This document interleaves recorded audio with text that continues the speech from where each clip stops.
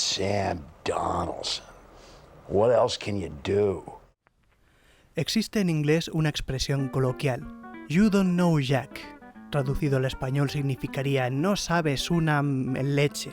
Para entender el juego de palabras, esto es parecido a como si alguien hiciera un documental sobre el barrio madrileño de Aluche y lo llamase "No sabes una luche". Con esa intención surgió el título de I Don't Know Jack. I Don't Know Jack es un documental de 2002 sobre Jack Nance.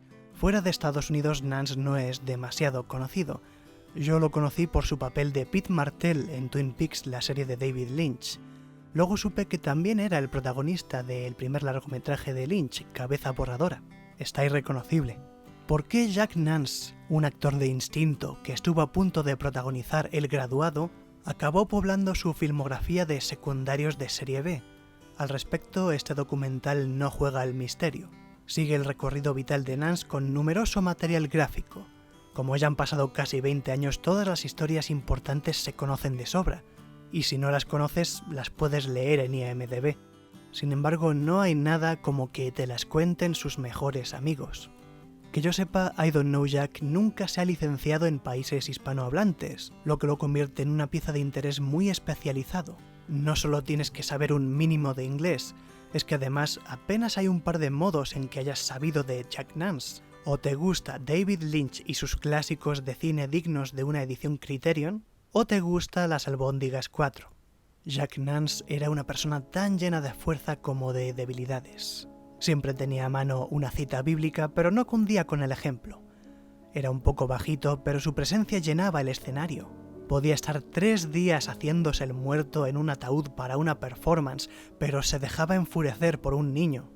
En una época en la que cosas como la misofonía no tenían nombre, Jack era el amigo alcohólico.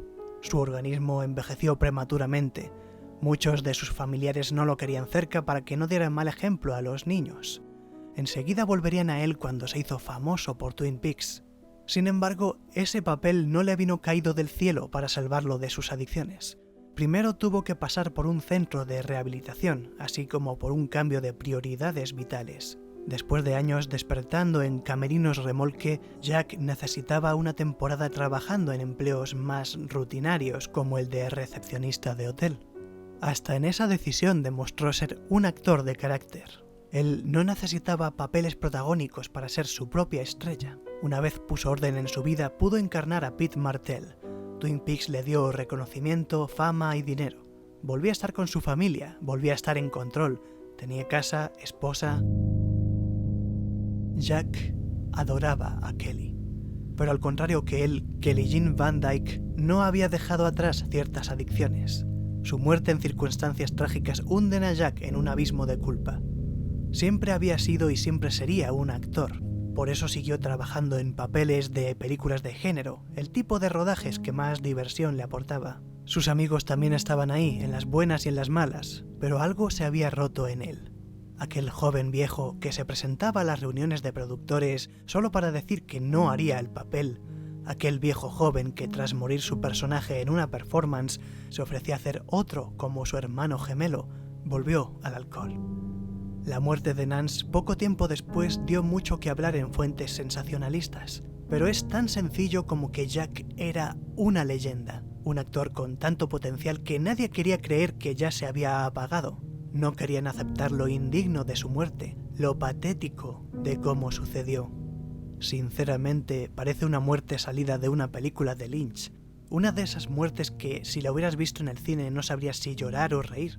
Y esta producción la sabe relatar con todo respeto. Hay algo conmovedor en ver a una serie de personas hablando de cómo era un amigo que ya no está entre ellos. I Don't Know Jack es como un segundo funeral. Un funeral para el resto de amigos de Jack Nance, aquellos que crecimos diciendo "She's dead, wrapped in plastic". Un funeral en el que todos los invitados ya habían tenido la oportunidad de superar su duelo y de ese modo poder rememorar al finado desde una perspectiva más objetiva, hasta el punto de hacer imitaciones de él. Get in the stall. Why do they do that? Wait a minute, I am the manager. Ha! Ha ha ha! It's an unsolved homicide. Catherine. ¿Cuántos funerales habrá donde hablan puramente desde el dolor, despidiendo así a un indeseable como a un héroe? Este segundo funeral muestra las dos caras de Jack Nance. Todos están de acuerdo en que, en ocasiones, podía ser una persona difícil, el tipo de familiar que no quieres que vean tus hijos, el tipo de marido que te quiere solo como sirvienta, el tipo de amigo que te llama de madrugada alcoholizado. De eso también se habla.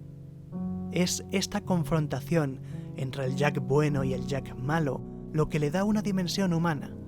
De hecho, si no fuera así, dudo que David Lynch hubiera puesto su nombre al principio.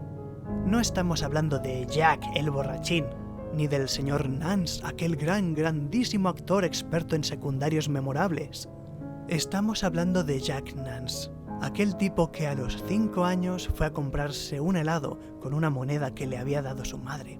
Fue atropellado por un Buick y cuando le sacaron de debajo de las ruedas todavía tenía bien sujeta en la mano aquella moneda.